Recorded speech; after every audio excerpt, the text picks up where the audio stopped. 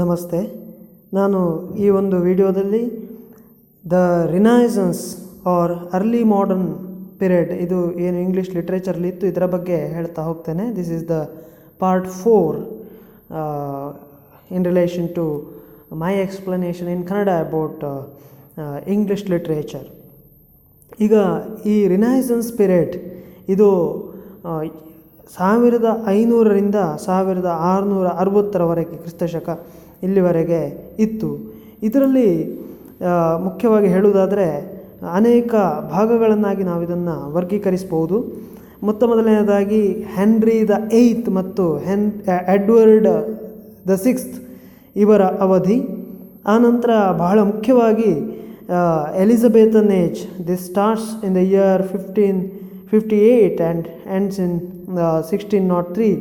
ಬಹಳಷ್ಟು ಜನ ಈ ಒಂದು ಶತಮಾನವನ್ನು 16ನೇ 17ನೇ ಶತಮಾನ ಇದನ್ನೆಲ್ಲವನ್ನು ಕೂಡ ಎಲಿಜಬೆಥನ್ ಏಜ್ ಅಂತ ಕೂಡ ಹೇಳೋರಿದ್ದಾರೆ.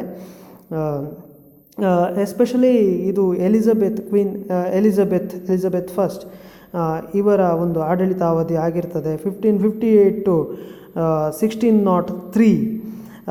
ಇದೆರಡು ಪೀರಿಯಡ್ಗಳ ಬಗ್ಗೆ ನಾನು ಈ ಒಂದು ಭಾಗದಲ್ಲಿ ಬಹಳ ಮುಖ್ಯವಾಗಿ ಎಕ್ಸ್ಪ್ಲೈನ್ ಮಾಡ್ತಾ ಹೋಗ್ತೇನೆ. ಅಂದರೆ henry the 8th and Edward the 6th ಇವರ ಕಾಲಾವಧಿ ಮತ್ತು ಎಲಿಜಬೆಥನ್ ಏಜ್ ಇದರ ಬಗ್ಗೆ ನಾನು ಈ ಒಂದು ವಿಡಿಯೋದಲ್ಲಿ ಹೇಳ್ತಾ ಹೋಗ್ತೇನೆ. ಉಳಿದಂತೆ ಏನು ಆ ಜಕೋಬಿಯನ್ ಏಜ್, ಕರೋಲಿನ್ ಏಜ್ ಮತ್ತು ಕಾಮನ್ವೆಲ್ತ್ ಪೀರಿಯಡ್ ಇದಿಷ್ಟನ್ನು ನಾನು ಮುಂದಿನ ಭಾಗದಲ್ಲಿ ಎಕ್ಸ್ಪ್ಲೈನ್ ಮಾಡ್ತೇನೆ. ಯಾಕೆಂತ ಹೇಳಿದರೆ ಎಲಿಜಬೆಥನ್ ಏಜ್ ಅನ್ನುವಂಥದ್ದು ಬಹಳ ಒಂದು ಮುಖ್ಯವಾದಂಥ ಅವಧಿ ಈ ಲಿಟ್ರೇಚರ್ಗೆ ಸಂಬಂಧಪಟ್ಟ ಹಾಗೆ ಆಗಿದ್ದು, ಅದರಲ್ಲಿ ಬಹಳಷ್ಟು ವಿಚಾರಗಳು ಶೇಕ್ಸ್ಪಿಯರ್ ಮತ್ತು ಸ್ಪೆನ್ಸರ್ ಮುಂತಾದಂತಹ ಮಹಾನ್ ರೈಟರ್ಸ್ ಬರ್ತಾರೆ. ಅವರ ಬಗ್ಗೆ ಸ್ವಲ್ಪ ಜಾಸ್ತಿ ಎಕ್ಸ್ಪ್ಲನೇಷನ್ ಇರೋದ್ರಿಂದ ಉಳಿದ ಭಾಗಗಳನ್ನು ನಾನು ಆ ಮುಂದಿನ ವಿಡಿಯೋದಲ್ಲಿ ಎಕ್ಸ್ಪ್ಲೈನ್ ಮಾಡ್ತಾ ಹೋಗ್ತೇನೆ. ಈಗ ಮೊದಲನೇದಾಗಿ rain of king henry the 8th and the rain of Edward the 6th. They belong to Tudor dynasty. Even Queen Elizabeth also belongs to the same dynasty. ಇದರಲ್ಲಿ ಮುಖ್ಯವಾಗಿ ನಮಗೆ ಕಂಡುಬರುವಂಥದ್ದು ಅಂತ ಹೇಳಿದರೆ ರಿನೈಸನ್ಸ್ ಹ್ಯುಮ್ಯಾನಿಸಮ್, ಮಾನವತಾವಾದ, ಐಡಿಯಲ್ ಆಫ್ ಎಜುಕೇಷನ್, ಇದು ಬಹಳ ಮುಖ್ಯವಾಗಿ ಆ ಒಂದು ಸೊಸೈಟಿಯಲ್ಲಿ ಇತ್ತು. ಯಾಕೆಂತ ಹೇಳಿದರೆ ರಿನೈಸನ್ಸ್ನ ಪ್ರಮುಖ ಅಂಶಗಳೇ ಇವು, ಹ್ಯುಮ್ಯಾನಿಸಮ್ ಮತ್ತು ಎಜುಕೇಷನ್, ಇದಕ್ಕೆ ಕೊಟ್ಟಂತಹ ಇಂಪಾರ್ಟೆನ್ಸ್. ಆಗಿನ ಈ ಒಂದು ಕಾಲದಲ್ಲಿ ಬಹಳಷ್ಟು ಸ್ಕಾಲರ್ಸ್ ಇದ್ದರು. Mainly Roger Ascham. he was an English scholar and writer, and he wrote the Schoolmaster. This was Schoolmaster was written by him. Another English scholar was Sir Thomas Eliot. Another well-known writer and scholar of that time was Desiderius Erasmus. He wrote The Praise of Folly. ಇದು ಕೂಡ ಬಹಳ ಮುಖ್ಯವಾದಂಥ writing. ಇದಲ್ಲದೆ John Skelton, he wrote the Boke of Phyllyp Sparowe. ಇದನ್ನು ಬರ್ದ, and he is known for Skeltonic verse. Sir Thomas More, his name cannot be forgotten because he wrote Utopia.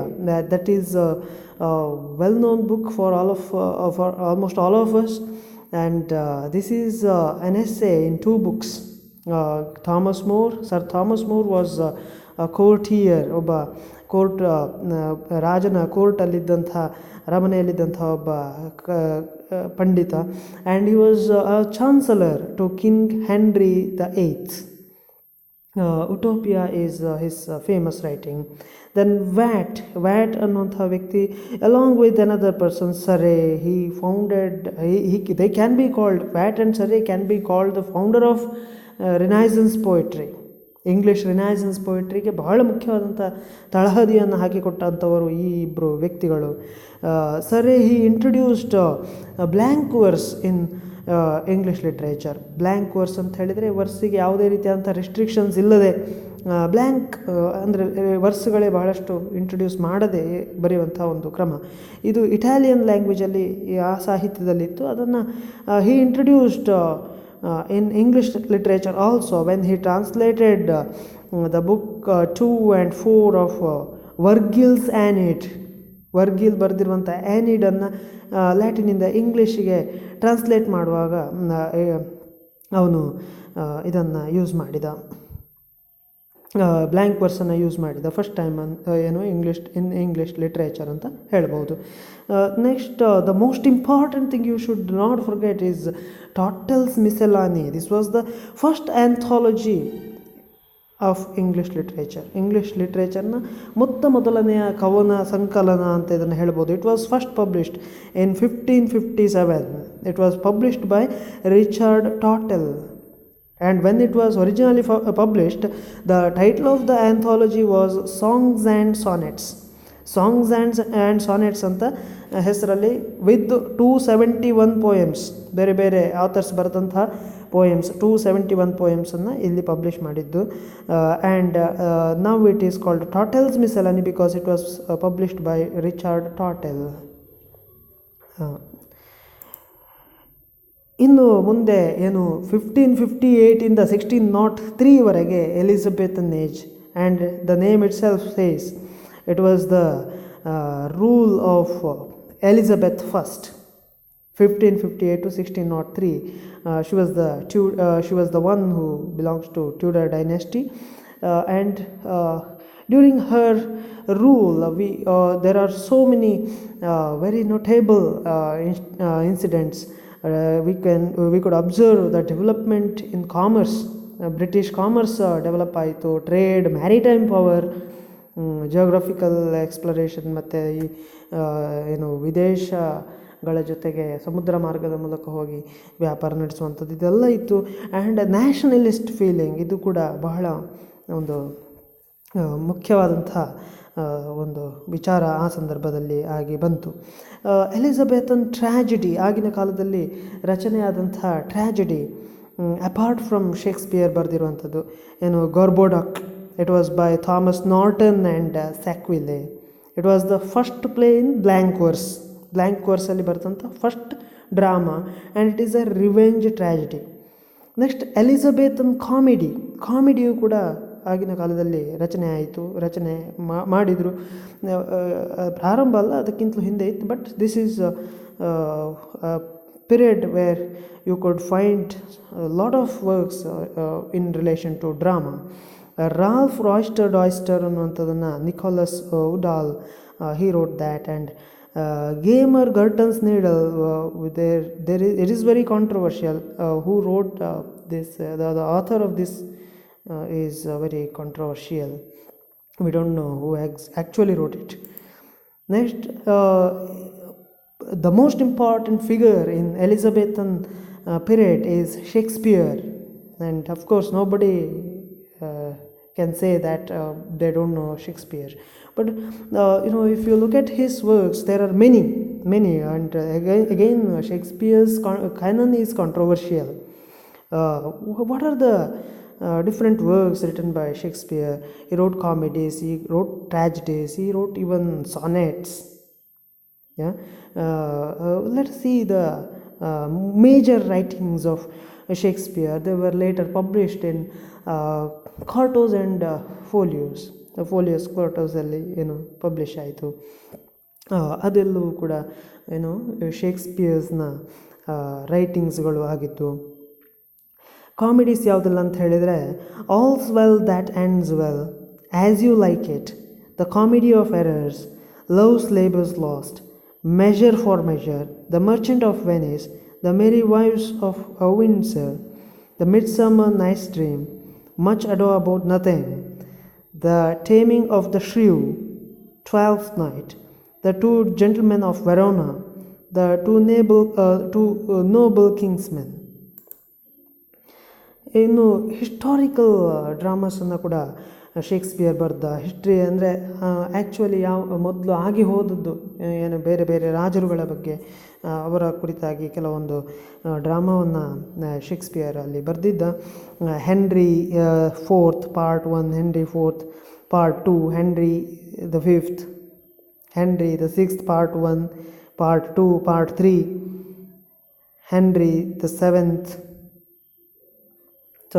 The eighth, king John, Richard the second, Richard the third, ಈ ಎಲ್ಲ rulers ಬಗ್ಗೆ ಅವನು ಡ್ರಾಮಾಸನ್ನು ಬರೆದ. ಅದೇ ರೀತಿ he also wrote tragedies. The most important tragedies are Antony and Cleopatra, Coriolanus, Hamlet, Julius Caesar, King Lear, Macbeth, Othello, Romeo and Juliet, Timon of Athens, Titus Andronicus, Troilus and Cressida. These are the tragedies written by Shakespeare. He also wrote some romances, Cymbeline, Pericles, The Tempest, The Winter's Tale. These are the romances written by Shakespeare. He also wrote some poems. They are Phoenix and Turtle. He wrote several sonnets. Shakespearean sonnet is very famous. Shakespeare is known for his sonnets. Venus and Adonis. These are the poems. These are some of the poems written by Shakespeare. Next, there are other great writers during the Elizabethan period. Not only Shakespeare, there are contemporaries. Sir Phyllyp Sidney, he wrote Astrophel and Stella, wrote Arcadia also. Next, Edmund Spencer ಕೂಡ ಒಬ್ಬ ದೊಡ್ಡ scholar, ಒಬ್ಬ ದೊಡ್ಡ writer, ಒಬ್ಬ poet. The shepherds calendar ಇದು ತುಂಬ ಹೆಸರುವಾಸಿ. ಅದಕ್ಕಿಂತಲೂ ಹೆಚ್ಚಿನದಾಗಿ ದ ಫೇರಿ ಕ್ವೀನ್ ಇದು ಬಹಳ ಹೆಸರು ಮಾಡಿದಂಥ ಒಂದು ಪೋಯಮ್. ನೆಕ್ಸ್ಟ್, ಎಲಿಜಬೆಥನ್ ಏಜಲ್ಲಿ ಯೂನಿವರ್ಸಿಟಿ ವಿಟ್ಸ್, ಎರಡು ರೀತಿಯ ಯೂನಿವರ್ಸಿಟಿ ವಿಟ್ಸ್ ಅಲ್ಲಿ ಇದ್ದರು. ಒಂದು ಆಕ್ಸ್ಫರ್ಡ್ ಸ್ಕೂಲ್ನವರು, ಇನ್ನೊಂದು ಕ್ಯಾಂಬ್ರಿಡ್ಜ್ ಸ್ಕೂಲ್ನವರು.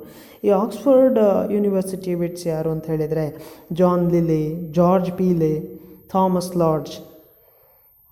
ಇನ್ನು ಕ್ಯಾಂಬ್ರಿಡ್ಜ್ ಯೂನಿವರ್ಸಿಟಿಗೆ ಸಂಬಂಧಪಟ್ಟ ಹಾಗಿದ್ದಂಥ ವಿಟ್ಸ್ ಯಾರು, ಸ್ಕಾಲರ್ಸ್ ಯಾರಲ್ಲ ಅಂತ ಹೇಳಿದರೆ Robert Greene, Thomas Nashe, Christopher Marlowe he was a wonderful writer, dramatist.